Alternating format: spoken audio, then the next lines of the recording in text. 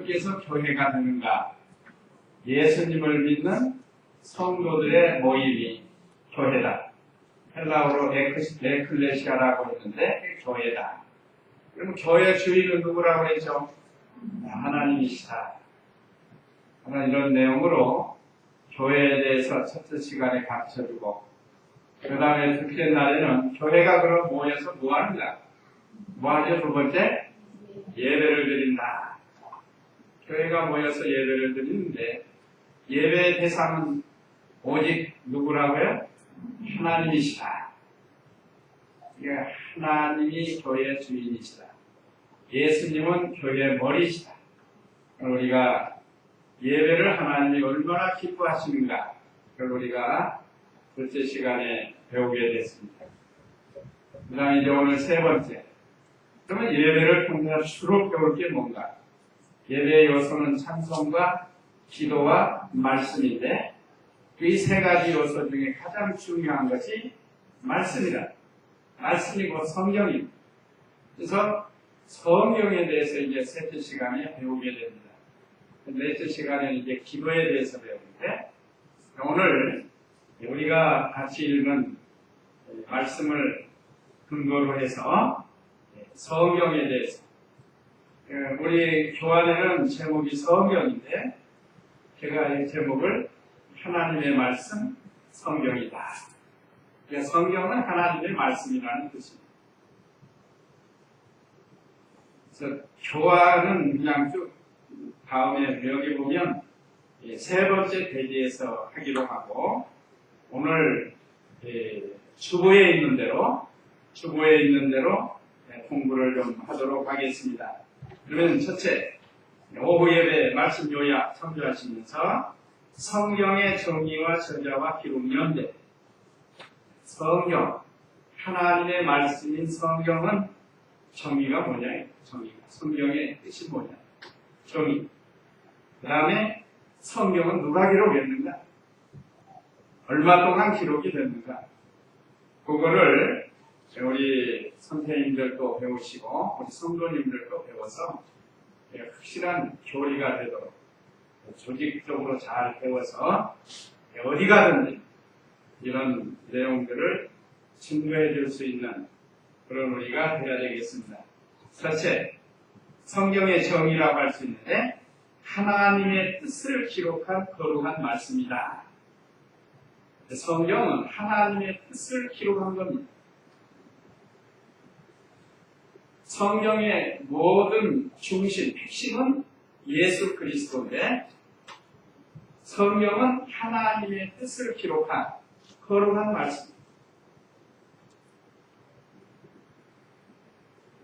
하나님의 말씀을 통해서 우리가 지상 만물의 근원을 알 수 있게 되었습니다. 그렇죠? 창세기를 보면 지상 만물의 근원을 우리에게 가르쳐주고 과거를 배울 수 있고 현재를 배울 수 있고 미래를 배울 수 있는 게 바로 이 성경입니다.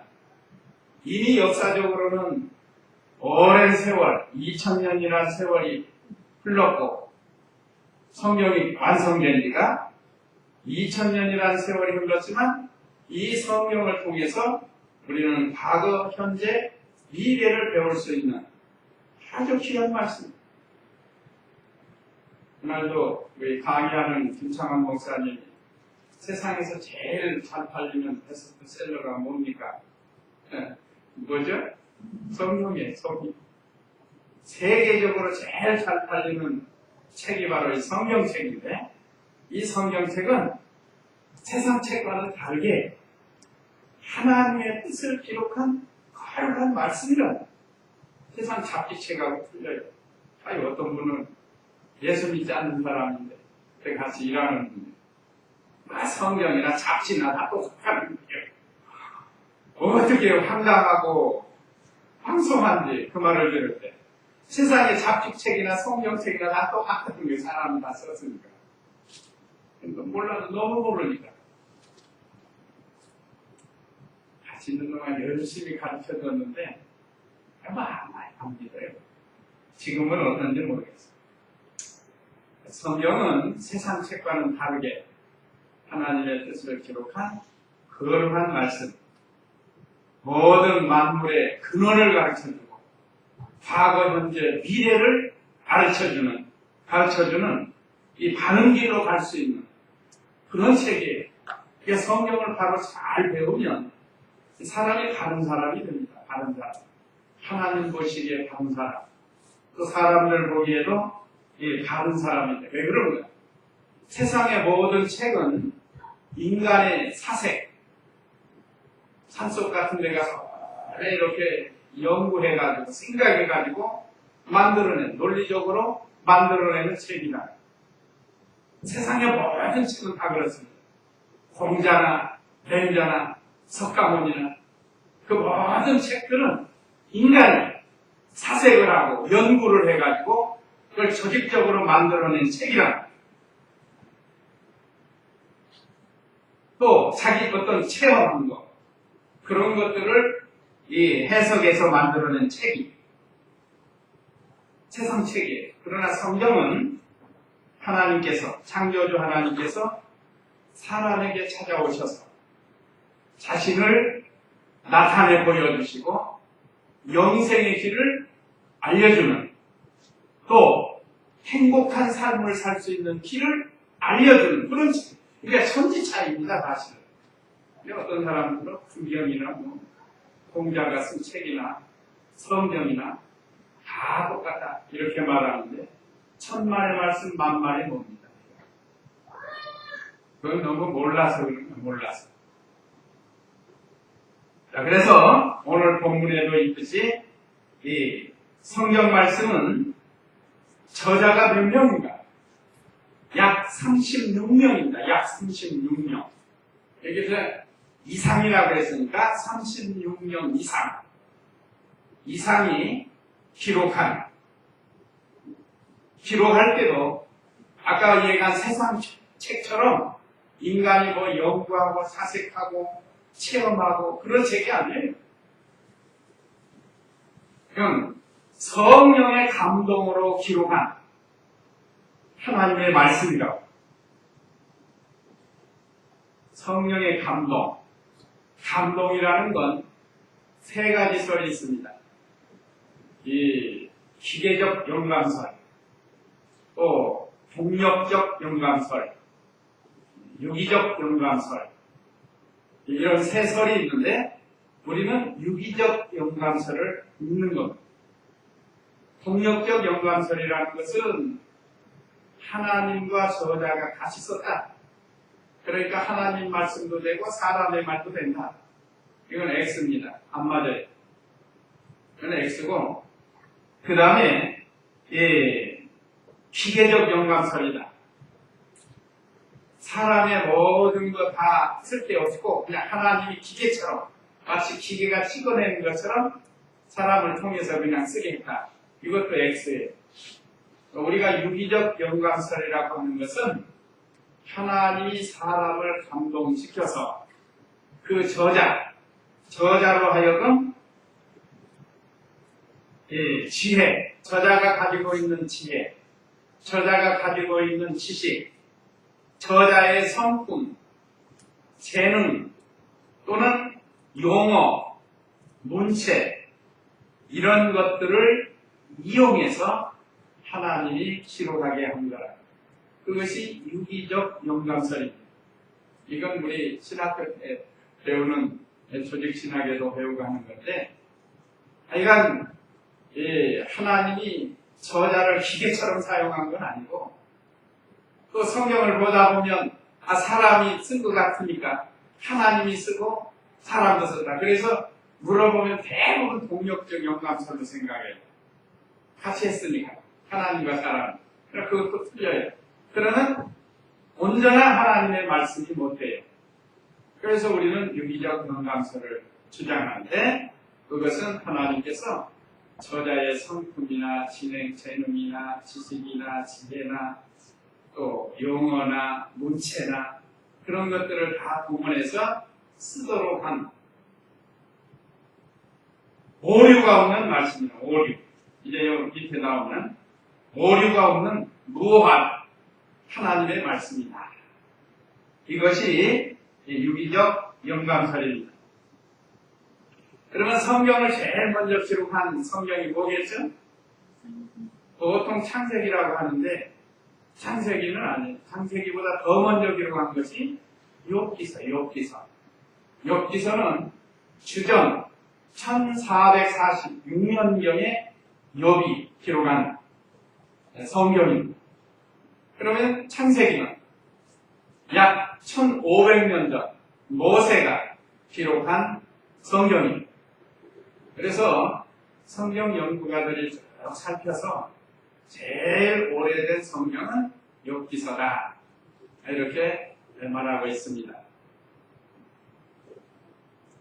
모세가 기록한 오경 대단한 책이죠. 하나님께서 특별히 모세를 감동을 시켜가지고 창세기, 출애굽기, 레위기, 민수기, 신명기를 통해서 그걸 오경이라고 하는데 그걸 통해서 얼마나 많은 것을 우리에게 가르쳐주는지 몰라요.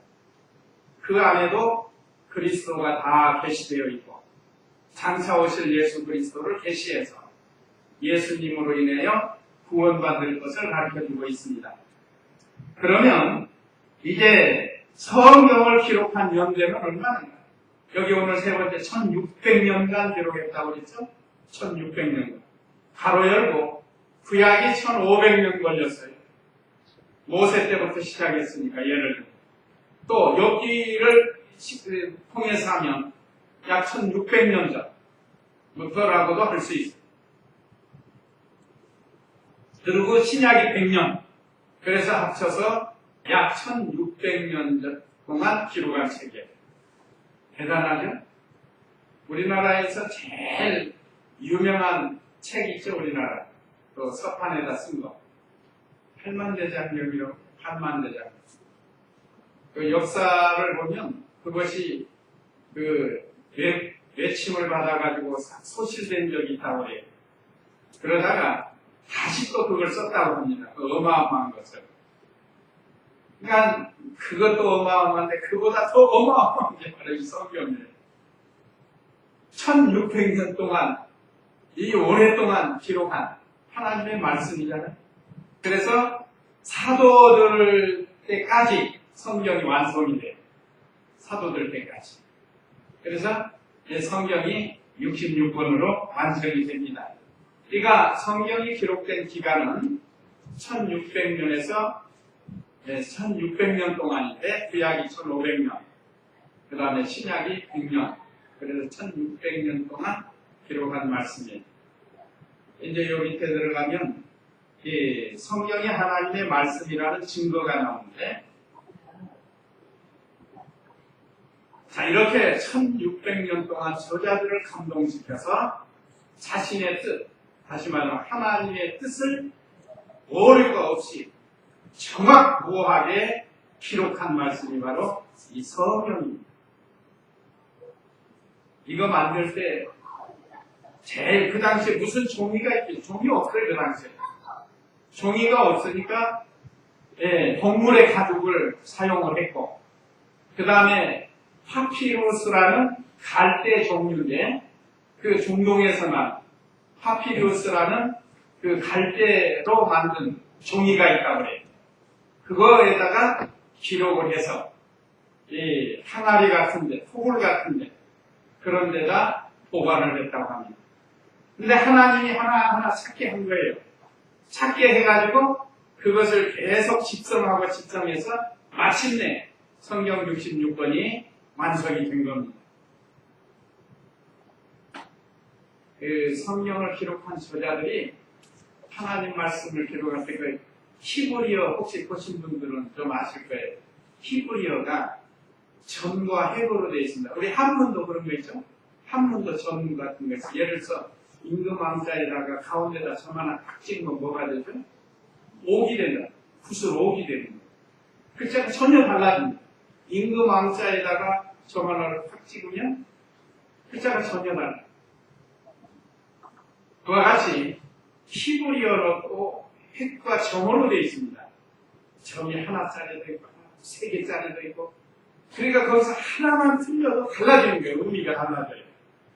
그러니까 저자가 하나님께 간절히 기도하는 마음으로 항상 그 쓰다가 점 하나 쏙 찍었다든지 하나 빼먹었다든지 그러면 회개하고 다시 수정해서 썼다. 얼마나 정성을 들여서 옛날에 그야말로 두렵고 떨림으로 이 하나님의 말씀을 기록했다고 합니다. 얼마나 이 귀한 책이에요. 지금은 인쇄술이 발달해서 얼마나 편리해요. 옛날에는 두루마리 성경은 두루마리 성경. 아무나 가질 수가 없어요. 그러니까 이 성경 하나 구하면 보배요, 보배. 보배를 구한 거예요. 그러니까 사실 우리도 이 보배로 여기고 귀하게 여기고 성경을 잘 배우고 해야 되는데 너무 흔하니까 막 버리는 사람. 어떤 때는 이렇게 가다 보면 성경 버리는 사람도 있어요, 보면. 그럼 나는 얼른 주워다가 잘 닦아가지고 이렇게 처리하고 하는데 나는 송구스러워서 길바닥에 떨어져 있고 버려져 있는 건 못 보겠어요. 자, 이와 같이 하나님께서 성경을 이렇게 기록하도록 하셨습니다. 오늘날 성경을 또 찬송을 함부로 막 배하는데 우리는 그렇지 않도록 해야 합니다. 성경은 정말로 생명의 말씀이고 거룩한 말씀입니다. 자, 그러면 성경이 하나님의 말씀이라는 증거가 두 번째인데 성경에 보면 하나님과 예수님과 성도들이 증거하고 있는데 먼저 우리가 잘 아는 하나님께서 증거하는데 대표적인 용어가 여호와께서 가라사대 요즘 번역하는 여호와께서 말씀하시되 그러겠잖아요. 그러니까 여호와께서 친히 증거를 하는 거예요. 또 나 여호와가 말하노라 그런 것도 있잖아요. 그건 하나님이 친히 하나님의 말씀인 것을 증거하고 있다. 그 다음에 예수님께서 증거하고 있습니다. 거기는 한번 찾아서 볼까요? 요한복음 5장 39절 요한복음 5장 39절 말씀 읽어보세요.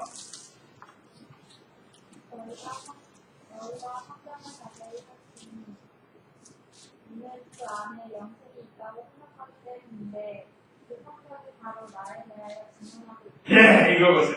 너희가 성경을 자세히 살피니 이는 그 안에 영생이 있다고 생각하기 때문이다.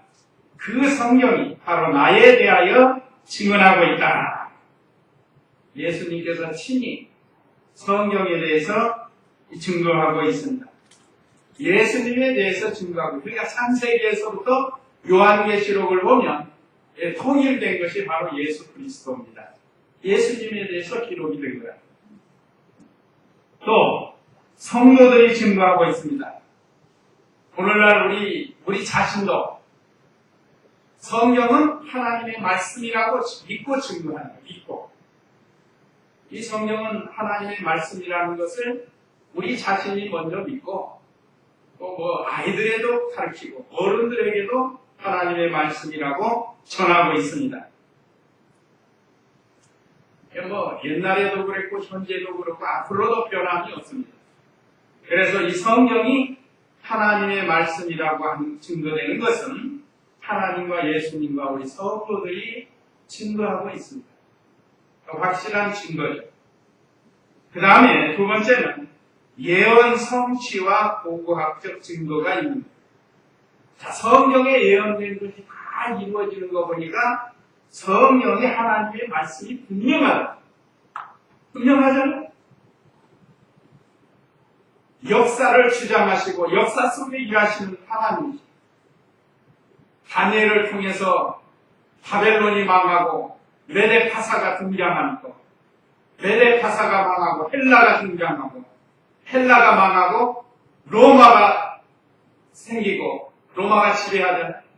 그 다음에 로마가 망하고 열 나라로 쪼개질 것을 다니엘을 통해서 예언되는데 그 예언대로 역사가 착착착 이루어져서 오늘날까지 온 거예요. 신기하게 예언은 이루어지고 있습니다. 우리 주님이 예언하신 것도 다 이루어지고 있고, 그러니까 성경의 예언이 다 성취되고 있다는 거예요. 자, 그렇다고 하면 마지막 우리 예수님이 이제 예언하고 가신 게 있는데 그것은 예수님의 재림. 크게 예언된 말씀 중 큰 사건이 하나가 재림입니다. 예수님 재림하시고, 재림하시면 뭐 한다고 했죠? 세상을 심판하신다고 했습니다. 이건 반드시 이루어진다. 그래서 우리 성도들은 예수님의 재림과 심판을 준비하고 있는 거죠. 오늘도 우리가 지금 그 재림과 심판을 준비하기 위해서 또 하나님께 영광 돌리기 위해서 이렇게 우리가 예배를 드리고 하나님의 말씀을 배우는 것. 그러니까 성경에 예언된 것은 다 성취됐다. 이루어졌다는 거예요. 또 고고학적 증거가 있어요. 고고학적. 지금도 역사, 유물을 연구하는 사람들이 있잖아요. 특별히 이 성경에 대해서는 중동과 이집트에서 많이 나와요. 그 고고학적 증거로 말하면 노아의 방주가 아라라산에 걸린 거, 그것도 고고학적으로 증거가 나왔다고 그러고, 또 모세 시대 바로 왕이 이스라엘 백성을 고역을 시킬 때 처음에는 이 집을 넣어서 벽돌로 쌓고 그 다음에 집을 안 줬어요. 안 주니까 그 다음에 이스라엘 백성이 나가서 풀뿌리를 가서 뽑아다가 진흙과 섞어서 벽돌을 막 그 다음에 또 풀뿌리도 없으니까 그냥 벽돌로 쌓은 거. 이게 3층으로 된 유적지 같은 것이 발견이 됐다고 고고학적으로. 지금도 예수님이 탄생하신 것, 요즘도 성지순례 하죠? 성지순례. 그게 다 고고학적 증거예요. 지금부터 2000년 전 역사 유물들이 지금도 있지 않아요? 예수님이 탄생하신 거, 베들레헴. 예수님이 활동하신 거. 하여간 이 고고학적 증거를 봐서 이 성경은 하나님의 말씀이라는 확실한 증거입니다. 또 무엇보다도 세 번째, 성경 66권이 예수님께 대한 통일성이에요. 보통 사람들은 책을 만들면 자기 얘기 많이 하고 마치 자서전처럼 그렇게 많이 하는데 창세기부터 요한계시록까지 66권이죠. 구약이 몇 권? 39권. 신약이 27권. 합이 66권이라. 이 66권 성경 전체 내용이 뭔가 하면 예수 그리스도를 통해서 구원을 받고 하나님께 나아가고 하나님의 자녀가 되는 거예요.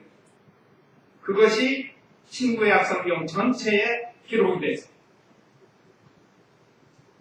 우리나라 사람이나 어느 사람이나 자서전 쓰면 자기 이야기 많이 하잖아요. 자기 이야기.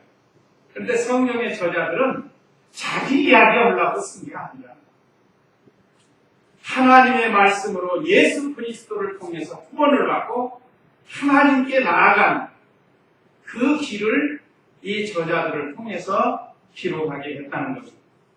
그러니까 이것이 하나님의 말씀이라는 증거예요. 이런 것을 우리가 상식적으로 좀 알고 그런 다음에 우리 아이들을 가르치면 참 좋습니다. 힘이 생기고 확신을 가지고 증거할 수 있는 것. 그러니까 구약 성경은 어떤 예수님을 기록했다고요? 구약 성경 오실 예수님. 신약 성경은 오실 예수님. 그래서 구약과 신약 최고의 보약이죠. 네, 최고의 보약. 자, 그 다음에 이제 세 번째 성경의 주요 내용과 교훈은 이제 우리가 이 교환 우리 그 교재 보면은 쭉 기록이 되어 있는데요. 이것을 통해서 증거하도록 하겠습니다. 이건 역시 세 번째 제가 두 개씩 묶어가지고 이렇게 요약을 했습니다. 그러면 성경의 주요 내용과 교훈은 어떻게 하고 있는가? 첫째, 성경은 2번이 먼저입니다. 하나님의 정확무한 말씀입니다. 아까 제가 말씀드렸죠? 성경은 오류가 없단 말이에요. 사람의 말도 아니고 다른 신의 말도 아니고 오직 하나님의 말씀으로 정확하고 무한 무하지 않고 오류가 없는 걸 같아요. 우리 여기 신학교 다니는데 반드시 시험 문제 나오는 거예요. 목사가 돼가지고 성경에 오류 없는 것도 모르고 목사 노릇하면 안 되니까. 이걸 우리 아주 확실하게 배워서 하나님의 말씀, 정확무오한 하나님의 말씀이다. 아까 예언이 그대로 이루어지니까 얼마나 정확해요. 그 다음에 1번, 두 번째가 이제 1번인데 하나님의 말씀을 기록한 책입니다. 아까 우리 디모데후서 3장 16절에 그랬죠? 16절 한번 읽어보세요. 모든 성경은 하나님의 영광으로 된 것으로 조금과 풍랑과 다르게 한다. 모두 교육하기에 유익하다. 예. 근데 왜 마이크 없어요? 안 돼? 우리 지금 유튜브로 해서 마이크로 나가는데 소리가 제대로 나가야 되는데 없으면 몰라. 자, 여기 16절에 모든 성경은 하나님의 영감으로, 그 영은 감동으로 했다. 하나님의 영감으로 된 것으로 그랬어요. 이게 하나님의 말씀을 기록했다. 하나님이 감동, 아까 말씀드린 저자들의 마음을 감동시켜서 기록한, 그러니까 세상 책과는 구별이 되는 그런 책이다 하는 것을 아이들에게 잘 가르쳐야 되겠습니다. 그 다음에 여기 오늘 우리 주일 오후 예배 말씀 중에 두 번째, 영혼의 양식이요 생활의 법칙이다. 그 4번에 있죠? 영혼의 양식입니다. 한번 마태복음 4장 4절 말씀, 우리 예수님께서 마태복음 4장 4절 말씀. 예수께서 대답하여 말씀하셨다. 기록되어 있기를 사람 빵으로는 하는 것이 아니라 하나님의 입에서 나오는 모든 말씀으로 할 것이다 라고 하였다. 예, 여기 사람이 빵으로 사는 건 물질입니다. 물질. 그런데 사람이 빵으로만 사는 것이 아니라 하나님의 입에서 나오는 모든 말씀으로 살 것이다 했습니다. 이게 영혼의 양식이라는 뜻입니다.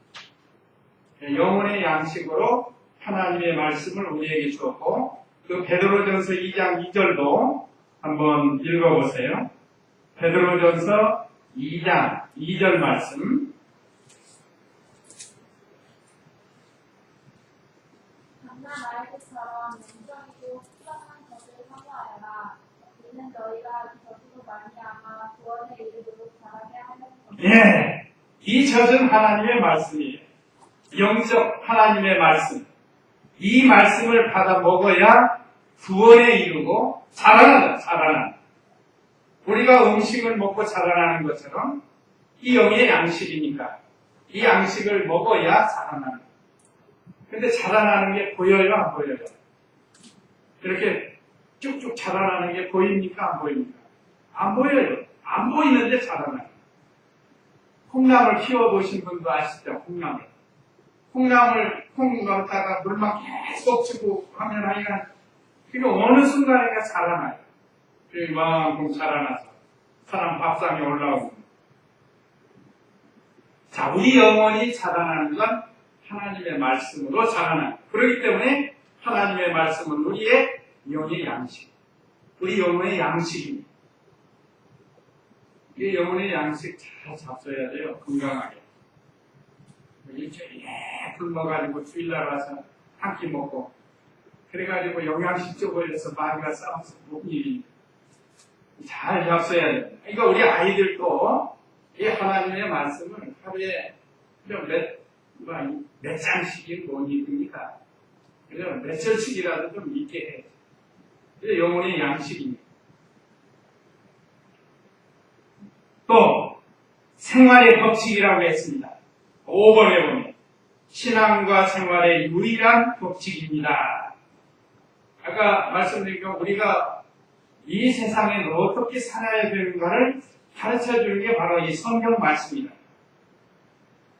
자, 우리가 어디서 와서 어떻게 살고 어디로 가는지를 가르쳐주고 그리고 어떻게 살아야 되는가를 가르쳐주는데 그 시편 119편 105절 거기는 한번 읽어보세요. 시편 119편 5절 말씀 105절 말씀.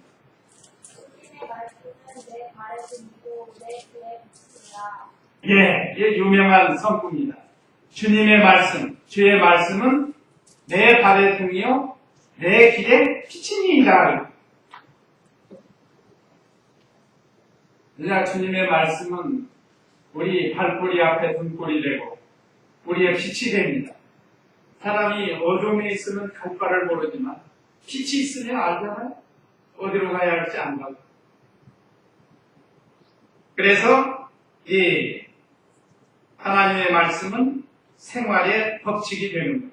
그러니까 우리가 성경 말씀대로만 잘 살면 늘 우리가 빛 가운데서 사는 거예요. 그래서 하나님 말씀을 어려서부터 잘 순종해서 살도록 해야 돼요.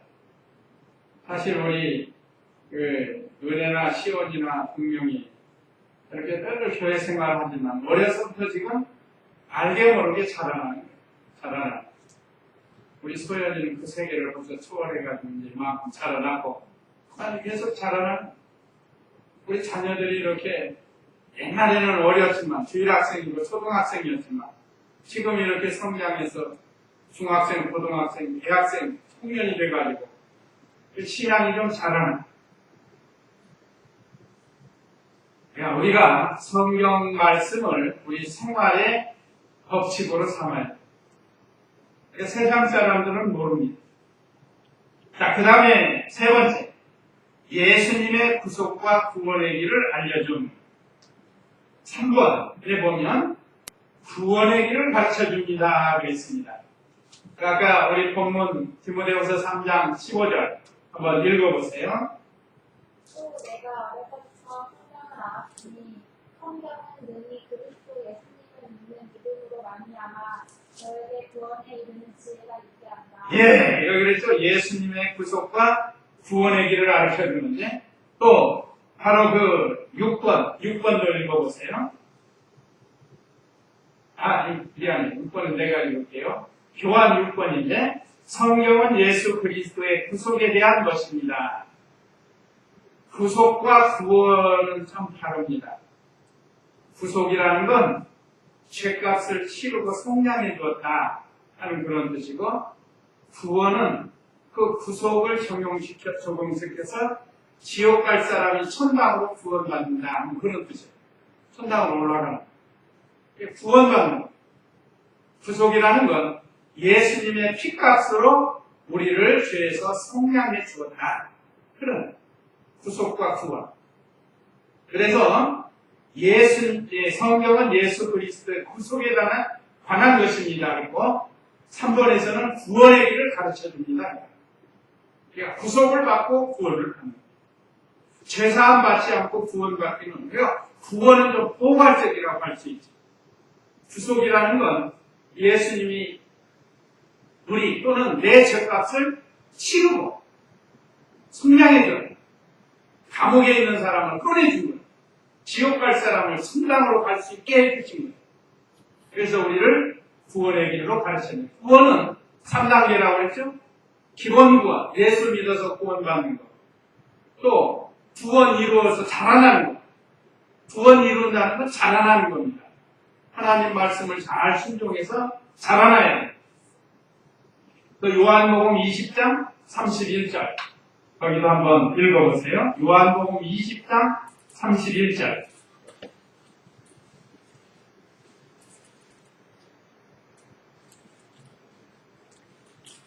오직 이것들을 기록하는 것은 너희들이 예수가 그리스도이시며 하나님의 아들이심을 믿게 하려는 것이고 또 너희도 믿고 그분의 이름을 힘입어 생명을 얻게 하려는 것이고. 예. 자, 오직 이것들을 기록하고 이것들은 성경인데 너희들이 예수께서 그리스도이시며 하나님의 아들이심을 믿게 하려는 것이다. 또 너희로 믿고 그분의 이름을 힘입어 생명을 얻게 하려는 것이다. 생명, 구원의 생명. 구원의 생명. 그래서 이 성경을 통해서 구원 얻는 길을 우리에게 가르쳐주고 또 예수 그리스도를 통해서 구속에 대한 것을 우리에게 가르쳐줘요. 그러니까 성경 통하지 않고는 죄사함 받는 길 몰라요. 다른 책 아무리 보아도 모릅니다. 성령이라야 우리가 알 수 있습니다. 자, 그 다음에 네 번째. 성경을 믿고 배우고 지키고 전해야 한다. 여기 세 가지 여기 7번에서 10번까지 7, 8, 9, 10번까지 여기 합쳐져 있습니다. 여기 보면 7번 성경은 하나님의 말씀으로 믿어야 합니다. 성경을 먼저 믿어야 됩니다. 그래서 성경을 믿고 데살로니가전서 2장 13절 한번 읽어보세요. 데살로니가전서 2장 13절 또한 우리가 하나님께 시시함을 감사드리는 것은 너희가 우리에게서 들은 하나님의 말씀을 받을 때 사람의 말로 받지 않고 참으로 하나님의 말씀으로 받았으니 참으로 그러하다. 이 말씀이 또한 믿는 너희 안에서 활동하고 있다. 예, 이 말씀이 또한 믿는 너희 안에서 활동하고 믿는 성도들 속에서는 뭐가 활동해요? 말씀이 활동해요. 말씀이 활동하고 성령께서 우리 안에서 활동하고 우리가 성경을 믿어야 돼요. 하나님의 말씀으로 믿는 것이 이것이 하나님이 우리에게 성경을 주신 목적이기도 해요. 믿어야 돼요. 그 다음에 8번에 보면 배우고 깨달아야 합니다. 사도행전 17장 11절 사도행전 17장 11절 읽어보세요.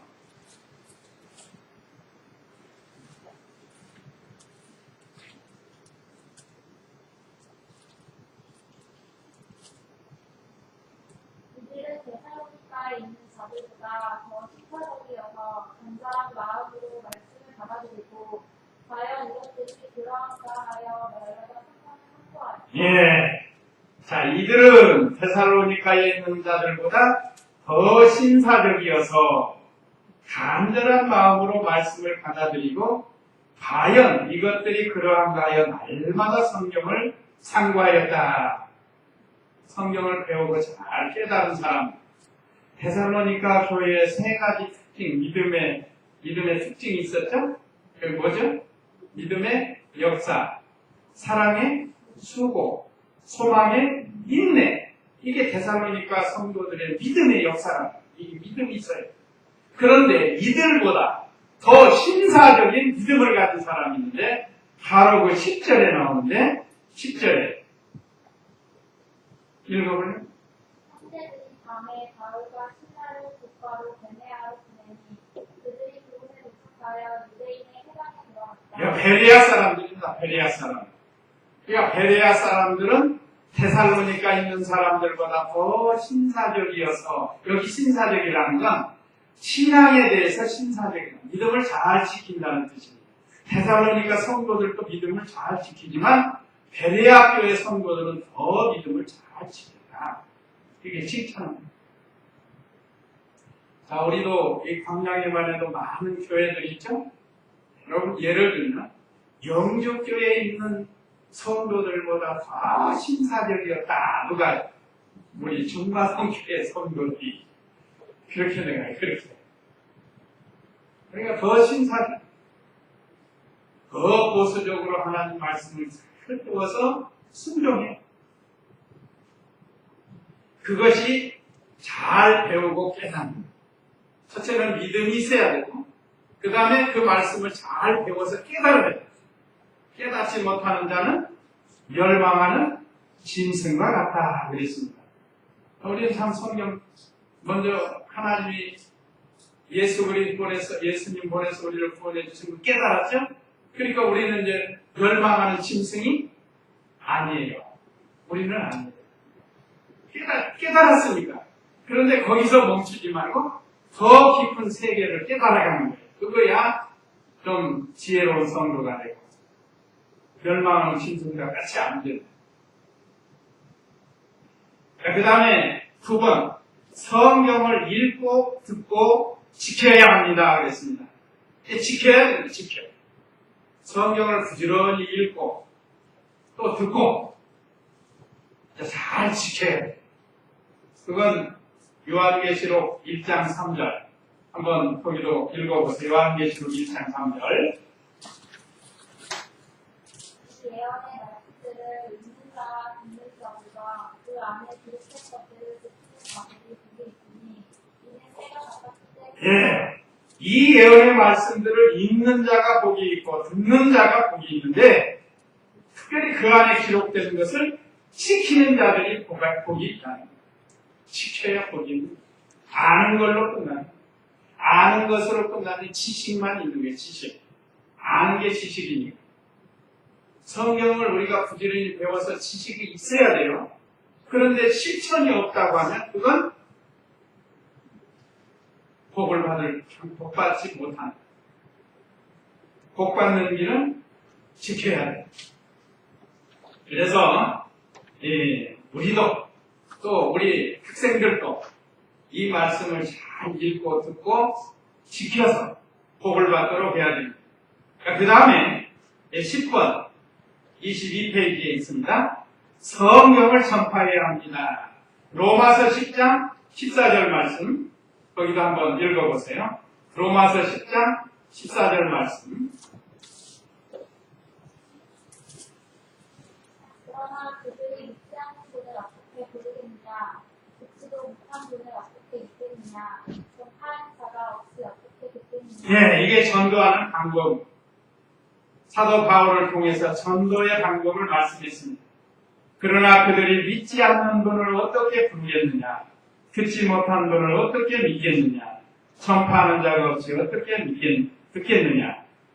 그러니까 믿으려면 전하는 자가 있어요. 이걸 역으로 읽어보면 전파하는 자가 있어야 듣는다는 거예요. 그러니까 듣는 자가 믿는다는 거예요. 또 믿는 자는 구원을 받는 거예요. 그러니까 구원을 받으려면 전파하는 자가 있어야 돼요. 그래서 전파를 해야 돼요. 하나님의 말씀을 배워서 잘 전해야 돼요. 물론 우리 주일학교 다정이라는 아이가 친구 둘을 데리고 왔는데 그 애들이 앞으로 좀 잘 다니면 좋겠어요. 근데 그 애들이 잘 다니요. 지금 다정이가 몇 학년이죠? 5학년? 6학년? 그런 애들이 특징을 다 다음에 또 중학교 올라갈 거 아니에요. 그러니까 이 아이들도 잘 전파해서 이 성경을 전파해야 된다는 것, 그것을 가르쳐줘야 되겠습니다. 그래서 7번에서 10번은 성경을 믿고 배우고 지킨다. 그건 7번에서 10번을 요약해서 이렇게 했습니다. 그럼 마지막 네 번째 페이지는 성경을 우리에게 주신 목적, 그건 오늘 본문에 있습니다. 오늘 이제 본문 14절에 그러나 너는 배워서 확신하는 것들 안에 머물러라.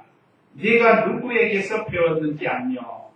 참 성경을 우리가 여러 사람들, 여러 계통을 통해서 배우게 되는데 이 배우는 것도 누구를 통해서 배웠느냐 참 중요한 것 같아요. 그동안 우리 중마동교회는 정통 보수적인 목사님들이 계속 오셔서 그래도 잘 이렇게 배워서 참 잘 배우는 게 목적이에요. 잘 배워야 그대로 순종하니까. 우리가 신비주의로 배우잖아요. 그러면 신비주의 따라갑니다. 신신학을 배우면 신신학으로 따라가게 됩니다. 그런데 우리는 이 시대적으로 참 정통 보수적인 주의 종들을 통해서 말씀을 배우고 또 저도 그 길을 이어서 좀 그렇게 해보려고 노력하고 있습니다. 자, 그래서 누구에서 배웠는지 알아라는 거예요. 지금 이 디모데는 누구에게 배웠죠? 누구에게 배웠어요, 디모데가? 사도 바울에게 배우지 않았습니까? 바울에게. 믿음의 아들로. 바울에게 배웠어요. 그래, 그 시대에 가장 좋은 스승을 만난 거예요. 바울같이 좋은 스승을 통해서 디모데가 배웠습니다. 그러니까 제대로 배운 거죠. 그걸 늘 잊지 말라는 거예요. 15절에 또 내가 어려서부터 성경을 알았으니